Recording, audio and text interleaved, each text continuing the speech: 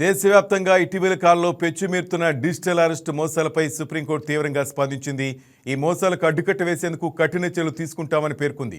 Digital arrest స్కామ్లపై కొద్ది రోజులుగా విచారణ జరుపుతున్న సుప్రీంకోర్టు మన దేశంలోనే ఈ బాధితుల నుంచి 3,000 కోట్లు కొల్లగొట్టడం దిగ్భ్రాంతికరమని వ్యాఖ్యానించింది. ఈ విషయాన్ని తీవ్రంగా తీసుకోకపోతే సైబర్ నేరగాళ్లు పెచ్చుమీరిపోతారని, వీటికి అడ్డుకట్టు వేసేలా కఠిన చర్యలు తీసుకోవాలని నిశ్చయించుకున్నామని తెలిపింది. అలాగే డిజిటల్ అరెస్టు సమస్య పెద్ద సవాల్గా ఉందని అత్యున్నత న్యాయస్థానం ఇతర దేశాల్లో ఎలాంటి పరిస్థితి ఉందో తెలియదని, కానీ మన సాంకేతిక ఆర్థిక విభాగాలు ఎలా పనిచేస్తున్నాయో తెలియదని తెలిపింది. మన సాంకేతిక ఆర్థిక విభాగాలు మరింత సమర్థవంతంగా పనిచేసేందుకు చర్యలు తీసుకోవాల్సిన అవసరం ఉందని సుప్రీం హెచ్చరించింది. అయితే ఇలాంటి కేసుల్లో బాధితులు ఎక్కువగా వృద్ధులే ఉండటం అత్యంత విచారకరమని సొలిసిటర్ జనరల్ తుషార్ మెహతా న్యాయస్థానానికి వివరించారు. ఈ కేసులో కంప్లైంట్స్పై దర్యాప్తు చేసేందుకు కేంద్ర హోంశాఖ ఆధ్వర్యంలో ప్రత్యేక యూనిట్ ఉందని తెలిపిన మెహతా ఈ వ్యవహారంలో సమగ్ర దర్యాప్తు వివరాలు దాఖలు చేసేందుకు సమయం కావాలని కోరారు.